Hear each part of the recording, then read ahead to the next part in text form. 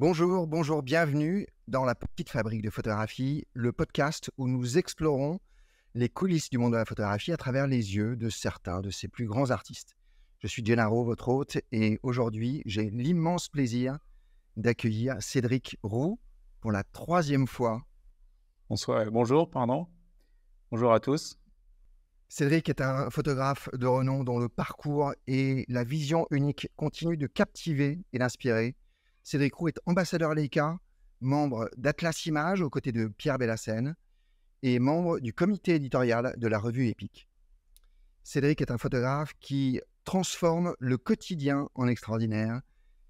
Il lui a fallu un premier voyage à New York pour surmonter sa timidité naturelle, c'est lui qui dit ça dans sa biographie, et pour oser franchir le pas de la photographie. Depuis, il s'efforce de révéler ce que nous ne prenons pas le temps de voir. Aujourd'hui, nous allons plonger dans l'univers de son deuxième livre, Before Rebirth. Son deuxième livre est publié aux éditions Odyssée. Before Rebirth est un ouvrage qui marque, je crois, un tournant dans son parcours où Cédric nous emmène à Wilson, en Caroline du Nord, assez loin de l'agitation de New York qui était le cadre de son premier livre. Cédric propose un regard sur une ville qui a l'air dans l'attente d'une renaissance créative. Avec Before Rebirth, il explore une nouvelle esthétique, plus dépouillée, mais toujours ancrée dans sa pratique entre la photo de rue et la photo documentaire. Nous discuterons également de la campagne de financement qui vient de commencer pour son livre et à laquelle vous pouvez participer en commandant son livre. Vous avez un lien dans la description. Nous parlerons enfin de son processus de sélection et d'édition pour la création de ce livre. Cédric, merci encore et bienvenue. Merci à toi pour l'invitation. Cédric, je te propose pour commencer, est-ce que tu pourrais raconter ce qui t'a inspiré pour ce livre, Before Rebirth, et comment tu as abordé ce changement de décor, passer de l'effervescence de New York à l'apparente tranquillité de Wilson. Et je vais montrer quelques photos. Alors, déjà pour la première fois de ma vie, j'étais invité en résidence avec une carte blanche. Donc en gros, j'avais l'opportunité de faire de la photo non-stop pendant un mois et de faire que ce que je peux. C'était un voyage et une invitation qui est arrivée 10 ou 11 mois après le décès de mon père en plus, qui était un peu pour moi déjà un premier acte de renaissance, on va dire, sans mon père. Et ensuite, je suis retourné 2 fois pour compléter parce que j'avais trouvé vraiment un lieu qui était inspirant, passionnant et plein de choses à raconter dessus. Et en fait, très, très vite, j'ai découvert une ville qui, en effet, contrairement à New York, est très, très lente, on va dire. Il m'arrivait des fois de marcher 25 km par jour et de croiser peut-être 10 personnes, ce qui change complètement de New York où tu croises 10 personnes sur un corner à chaque fois. Donc, il fallait s'habituer à ce nouveau décor et à ce nouveau défilé de personnes ou de choses qui est différent complètement de New York, beaucoup plus épuré. Et il faut trouver dans le décor de quoi raconter des choses. Et après, comme j'ai dit sur mon père, c'était un peu une renaissance pour moi, donc j'étais dans un état d'esprit un peu spécial. Et en plus, très très vite, j'ai quand même constaté une ville un peu à l'arrêt. Et ça venait en contraste avec les échanges que j'avais avec les gens qui habitaient là-bas et qui me disaient que leur ville était en plein boom. Et donc moi, venant de Paris et tout, je me suis dit, mais non, moi, je partage pas la vie, tu vois. Et en gros, très très vite, au bout de, je crois, 3-4 jours, j'ai noté cette idée de travailler sur la renaissance, en fait. Et que c'était en fait les prémices d'une renaissance, que peut-être ça allait être en plein boom un jour, mais que pour l'instant, c'était que les débuts d'une reconstruction. Et tu le disais, c'était une renaissance pour toi. J'imagine que le contexte que tu viens de décrire avec le décès de ton papa, tu disais que tu marchais 25 km. Est-ce que c'est quelque chose que tu as l'habitude de faire ou que tu fais quand tu pratiques la photographie? Ouais, quand je suis à New Et, York, c'est le minimum. et donc là, tu es dans un contexte totalement différent. Je crois savoir aussi que tu as travaillé au moyen format. Ouais, Juste en quelques mots, est-ce que ça aussi, ça ralentit ta pratique d'une certaine manière? ouais, alors en fait, je suis parti moi, je suis fan de photographie américaine, mais pas que de rue, hein. J'adore les travaux d'Alex Todd, de Greg Alpern, de Joel Sternfeld. Enfin, vraiment, c'est des photographes qui m'inspirent. Et j'avais à cœur dans cette résidence d'inclure du portrait, ce que je ne fais jamais dans la rue. Jamais je parle avec les gens, je n'échange jamais vraiment quand je fais de la street. C'est vraiment tout ce qu'il y a de plus candide. Et je voulais absolument intégrer du portrait. Et c'est comme ça que j'avais vendu ma candidature en fait à la résidence. J'avais dit, inspiré par Alexa, Joel Safran, ça, je veux ralentir ma photographie et mettre du portrait au milieu de décors et au milieu de scènes candides. Et donc, j'ai demandé à Leica de me prêter, s'il voulait bien, un moyen format pour les portraits déjà, mais aussi pour ralentir ma pratique, pour prendre plus le temps de décortiquer le décor, de l'analyser, de réfléchir à un cadrage et de découvrir ça pendant un mois où j'avais que de la photo à penser. Ça change complètement ma pratique. Parce qu'en fait, tous les soirs, je faisais vraiment une review de ce que j'avais fait et je commençais déjà à sélectionner et à jeter. Parce que bon, déjà, je ne suis pas quelqu'un qui prend beaucoup de photos. Mais en plus, je n'aime pas garder mes images qui ne seront pas intéressantes ou qui pourraient me servir à la réflexion d'un récit. Donc, très vite, j'enlève des images. Et c'est pareil, en fait, dès lors qu'il y avait un temps, une journée un peu maussade, je ne sortais pas et je retournais sur mes archives, j'avançais là-dessus. Et en fait, j'ai pu concrétiser et travailler directement un récit au fur et à mesure. Alors moi, je ne suis pas quelqu'un qui aime bien faire reposer, j'ai besoin d'être dans l'énergie encore. Et c'est aussi, ça m'a permis de noter des endroits que j'avais faits qui m'avaient plu, mais peut-être que la photo n'était pas assez bonne. Et je me suis dit, bah, quand il refait beau, je retourne à cet endroit et tout ça. Et ça effectivement, le fait d'être en résidence, d'avoir tout ton temps consacré à la photographie, te permet aussi de revenir sur un endroit. Ceci dit, le travail que tu proposes ici, j'imagine que la résidence fait partie, c'est le gros du travail que tu proposes. C'est pas ton seul séjour à Wilson. Il y a d'autres séjours qui sont intégrés dans le livre? Ouais, en fait, déjà, j'ai beaucoup apprécié l'environnement, la ville et le directeur artistique de la résidence, qui est un photographe aussi, un photographe belge, Jérôme de Perlingui.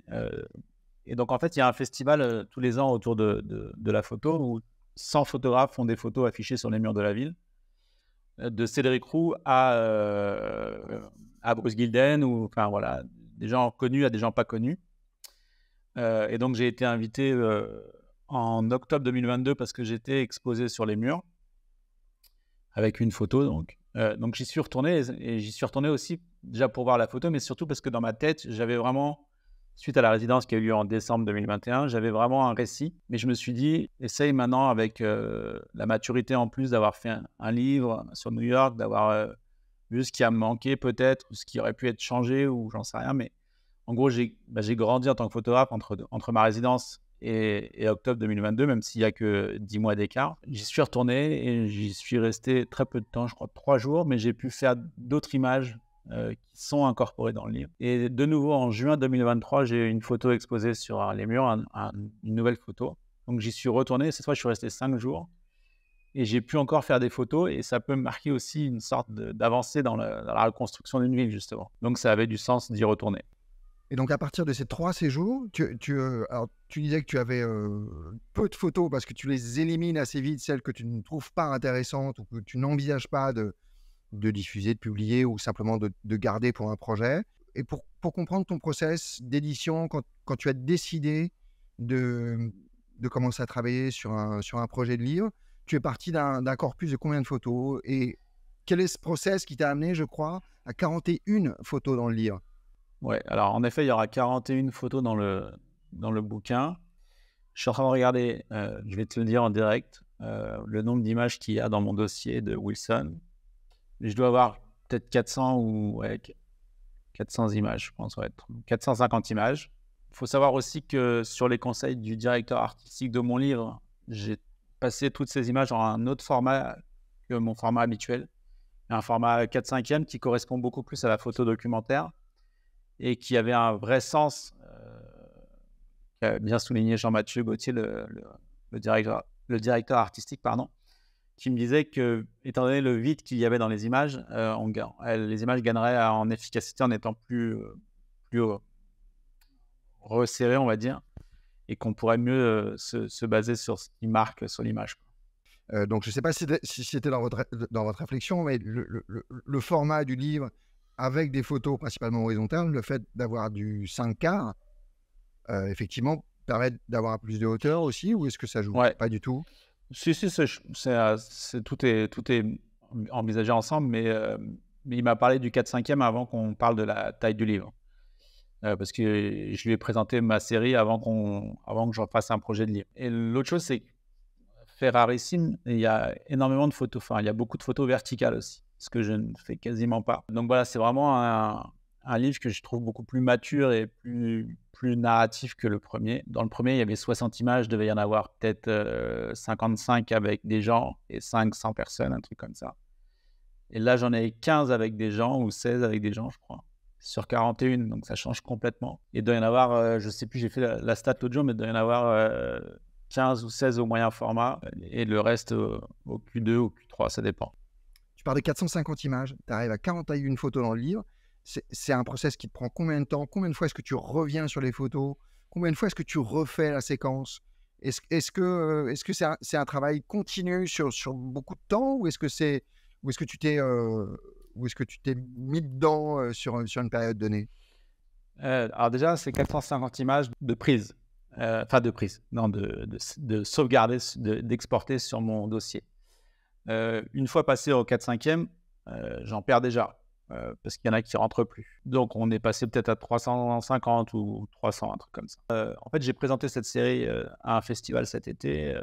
Je l'ai présenté juste dans le but d'avoir des réactions de gens quand les images défilaient. Et ça m'a permis de travailler ma séquence, de voir ce qui fonctionnait, ce qui ne fonctionnait pas. Et en gros, j'avais travaillé une séquence. Et en fait, la première séquence que j'ai travaillée est très différente du livre au final. Après, j'ai beaucoup bloqué, un peu comme le premier où j'arrivais pas du tout à avancer. Jean-Mathieu m'a proposé une séquence qui m'a donné plein d'idées.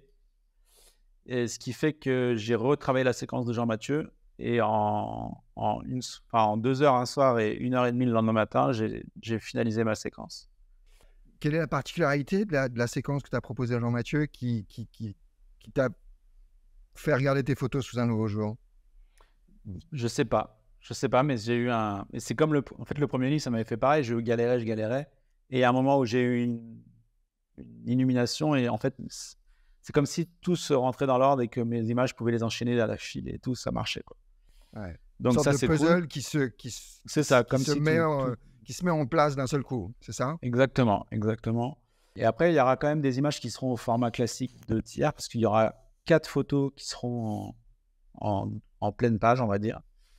Et là, ça avait du sens de les mettre sur le format initial pour que ça fasse joli en présentation. Ce que je voudrais qu'on fasse maintenant, c'est qu'on parle de 2 photos qui sont sur la même scène et qui sont extrêmement intéressantes. Qui ont été prises le premier jour ou le deuxième jour, je ne sais plus. Ah oui, c'était le premier ou le deuxième jour de ta résidence. Alors raconte-nous cette scène et quelle photo finale se trouve dans le livre et pourquoi? Alors déjà, il faut savoir que je viens de faire. Alors là, c'est pas le recadrage exactement, mais parce que dans le livre, il y a un recadrage un peu différent. Mais il faut savoir déjà que je viens de faire une photo juste avant de traverser, une photo que j'adore vraiment absolument, mais qui n'est pas rentrée dans le livre.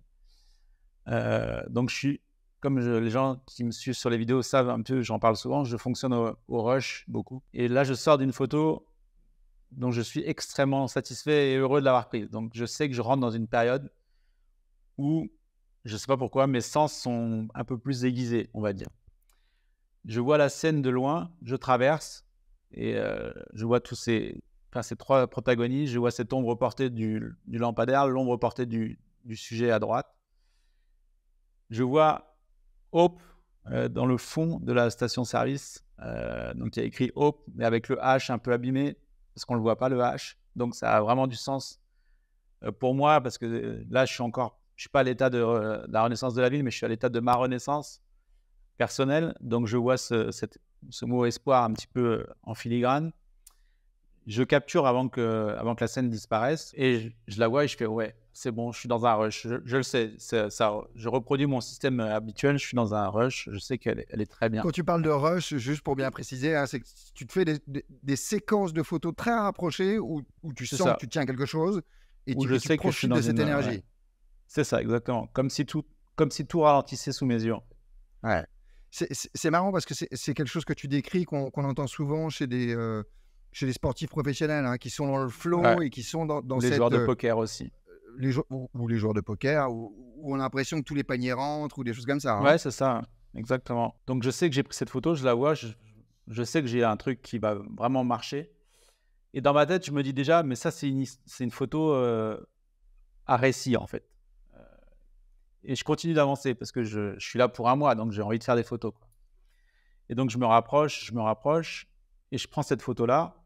Donc le mec a remis sa capuche et il commence à marcher. Je le serre très près pour avoir cette, comme s'il n'y avait pas d'échappatoire pour lui.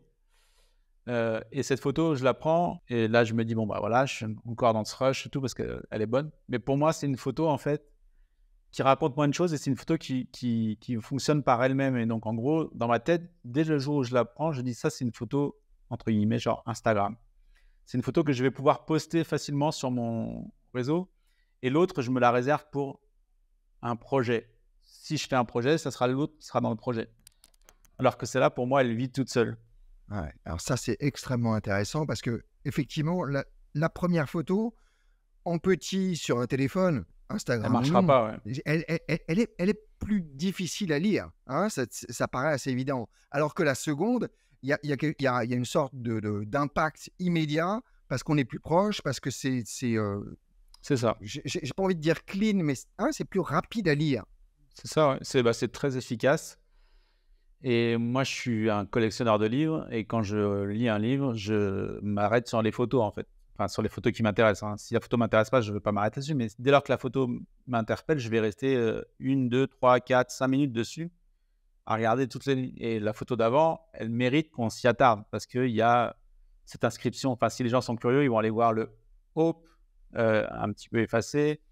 La discussion des 2 personnes, qui sont un peu, qui sont un peu très à l'américaine, tu vois? C'est des gens, dont la vie, elle a été difficile avec eux et donc en gros, qui sont un peu des à côté de la société, qui sont un petit peu en marge. J'ai fait un portrait du monsieur qui est juste à gauche avec la veste, ouais, exactement. J'ai fait un portrait juste après de lui. Je ne l'ai pas du tout posté parce qu'il est très raté. Mais le gars avait un handicap. Enfin, il m'a dit qu'il avait fait l'armée, qu'il adorait, la France. Je lui ai demandé s'il y avait déjà été, il m'a dit non. Enfin, tu vois, une rencontre que tu peux pas faire quand tu prends pas le temps et là, en résidence, tu as le temps de rencontrer les gens et ça t'aide beaucoup pour, comprendre, l'environnement, le contexte, la ville où tu es et les difficultés que la ville rencontre. J'ai déjà quelqu'un donc sur la couverture qui marche en fait, dans le même sens que le mec sur, la scène d'avant et je trouve que celle-là raconte plus de choses pour la Renaissance, parce qu'il montre des marches comme quoi la Renaissance, c'est aussi un chemin qui est pas facile et qui est semé d'embûches et voilà, de marches à passer. L'autre me permet d'introduire pardon, le sentiment d'attente et de avant de renaître, enfin et de before. Et c'est aussi d'ailleurs l'intérêt de cette, couverture. La couverture, on a voulu la faire à 2 images. La couverture, on a fait un vrai travail pour, expliquer un peu le sens, pour que ça soit, clair avec Before et Rebirth, avec donc les 2 mots du titre qui sont expliqués en fait par 2 photos distinctes. Le Before en haut avec, une photo très vraiment, les palissades d'un magasin fermé et enfin, Rebirth avec le mec qui marche. Et effectivement, une couverture avec 2 photos, ça se voit pas souvent. On va dire, c'est souvent une Ouais. photo ou pas de photo.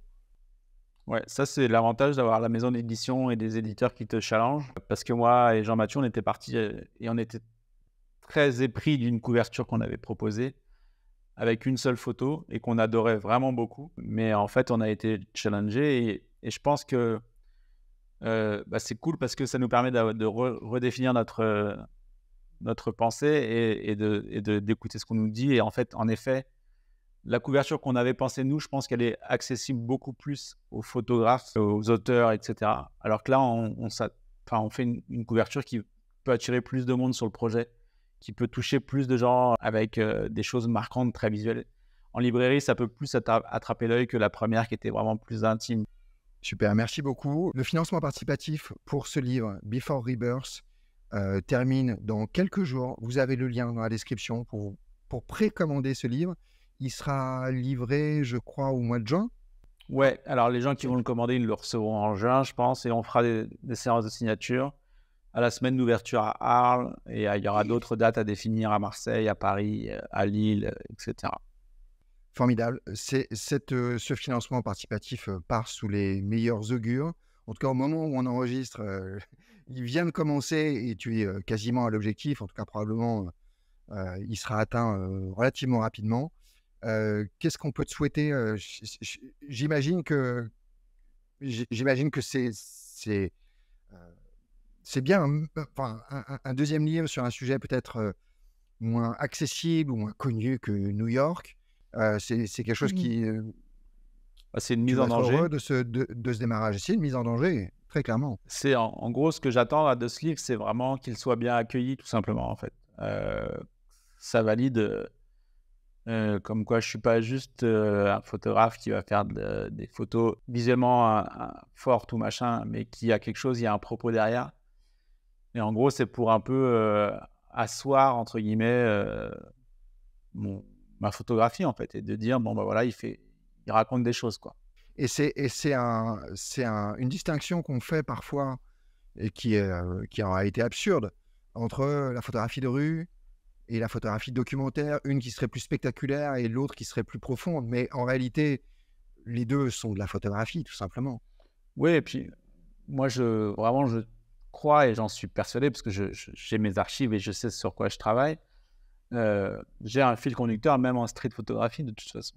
Donc, c'est de la photo documentaire, mais où j'ai moins le temps de composer, de machin, parce que c'est vraiment très dans l'énergie de la ville. Et comme mon travail, mon fil rouge, c'est un peu sur les grandes villes, bah, c'est pas la même chose que quelque chose où tu prends le temps et où tu as un mois pour faire tes photos. Formidable. Merci beaucoup, Cédric, pour ce partage, Bah, pour ces merci photos. beaucoup. Plein de bonnes choses pour ce deuxième livre. Je suis sûr que c'est déjà un Et succès, mais qu'il le sera encore plus dans les semaines merci et dans les beaucoup. mois à venir. Merci, Cédric. Bonne journée.